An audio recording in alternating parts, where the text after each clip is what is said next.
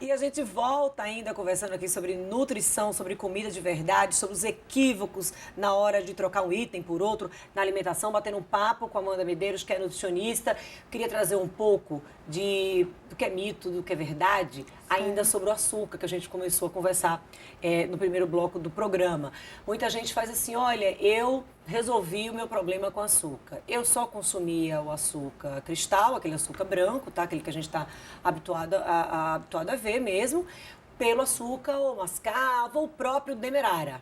A pessoa resolveu o problema? Não, é um erro muito comum, certo, Dani? É o que acontece. Muitos pacientes chegam para mim já vindo com essa questão, né? Então, assim, na verdade, ele está trocando gato por lebre. Qual é a diferença, Dani?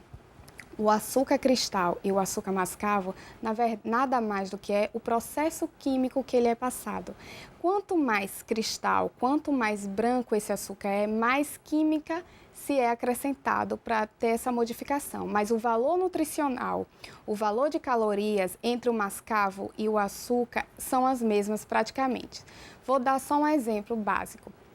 5 gramas, em torno de 5 gramas, que é uma colher de chá de açúcar cristal, leva em torno de 400 calorias. E 5 gramas de açúcar demerara, né? No caso, dá 380 calorias. Então, não acrescenta em nada. O que vai diferenciar de um para o outro?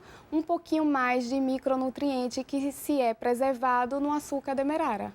Como proceder? O que de fato seria uma troca inteligente para a retirada do açúcar? Porque, olha, a gente está falando aqui de demerara e de açúcar cristal, mas, olha, tem o açúcar mascavo. Seria uma troca ideal ou não? Não, na verdade é tudo a mesma coisa.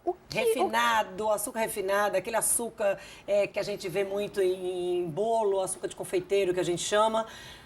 Não adianta, todos eles têm a mesma carga calórica. Tem a mesma carga calórica, tem o mesmo índice glicêmico, um pouquinho para mais, um pouquinho para menos. Mas assim, o que é importante ressaltar? A gente deve trabalhar o gosto amargo do alimento, diminuindo, na verdade, essa agregação, principalmente para quem quer perda de peso. Deve ser retirado ou evitar, ou então fazer algumas trocas inteligentes, trocar esse açúcar por um mel orgânico, caso você queira, assim, um hábito de vida mais saudável, mas você não tenha muita preocupação relacionada a peso, certo?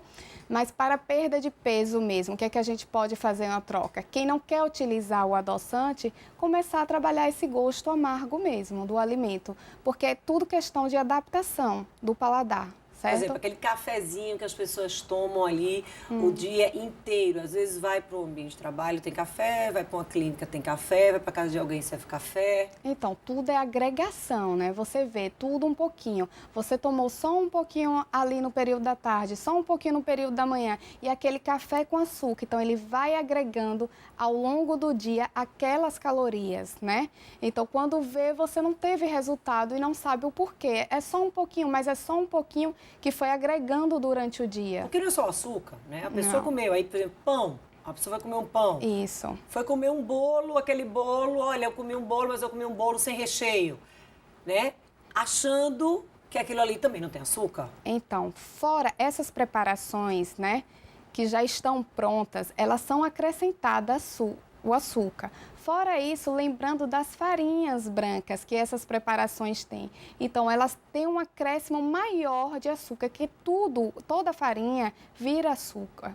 Independente de ser integral ou não. A integral ela vai levar um tempo maior, né, no organismo para ser liberado, mas é açúcar da mesma forma. Então, o que é interessante para a gente fazer essa troca? O açúcar de coco, que tem um índice menor glicêmico, então seria uma sugestão da troca do açúcar, né, do açúcar refinado, ou do açúcar cristal, ou do açúcar demerara, pelo açúcar de coco.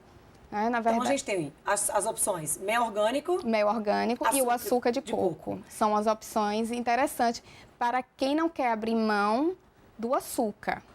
Na hora de escolher o adoçante, também é possível fazer algumas trocas? Ah, sim, com certeza. Para quem quer usar o adoçante, então existem vários adoçantes que promovem uma segurança maior para aquele consumidor, né? Que você não tenha prejuízos futuros.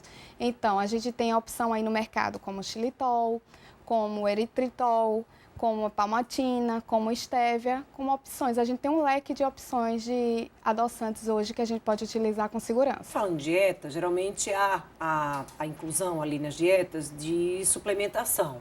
Isso. E aí, principalmente para essa turma das academias, que acaba utilizando, olha, eu vou utilizar suplemento, vou utilizar proteína. E aí as pessoas, olha, proteína, acham que ali só tem proteína. É outro risco, porque ali também tem açúcar. Então, ali também tem açúcar disfarçado, Dânia. Com o exemplo do açúcar, quando você vê lá assim, maltodextrina, dextrose, ali é açúcar puro. A própria lactose, que o pessoal fala da lactose só para intolerantes, mas ali também é um açúcar do leite. Aquela lactose é aquele açúcar do leite, então também é açúcar. Ler o rótulo apenas não basta, tem que procurar um profissional, porque esse profissional, claro, vai te ajudar a interpretar aquilo ali. A gente sabe que na área de suplementação, hoje em dia, há, por exemplo, o suplemento com o próprio xilitol, que a Amanda trouxe, há suplementação específica para vegano, ou seja, há um universo. Mas precisa-se saber e ter essas informações para escolher o mais adequado nesse universo. Isso, com certeza. Ainda que suplementação não seja uma coisa muito aprovada por Amanda, porque, Amanda, você é defensora de carteirinha da comida de verdade. Me explica isso. Isso. O que seria a comida de verdade? A comida de verdade seria tudo que não for de prateleira, né? Tudo que você não vê de prateleira em supermercado, embalado. A comida de verdade não precisa ter rótulos. Ele é simples e integral, de como veio mesmo, desde do seu plantio à sua colheita. As raízes. As raízes, as frutas, as carnes. Então, assim, é o simples de todos os dias, sem muito mistério. Por isso que eu sou tão defensora da comida de verdade, porque é uma comida sem mistério, é uma comida limpa, íntegra. Você não precisa estar em prateleira olhando rótulos, porque você sabe que aquele produto não vai lhe agregar nada. Na verdade, o que falam de alimentos com rótulos são produtos alimentícios, não são alimentos. Alimento é uma coisa totalmente diferente. Alimento é o que a gente defende, desde o plantio à colheita. Então, sobre esse assunto, sobre essas comidas de verdade, tá? A gente vai falar daqui a pouco. A gente vai abordar especificamente esse assunto. A gente vai ao intervalo, a gente volta já 2 minutos. Tá.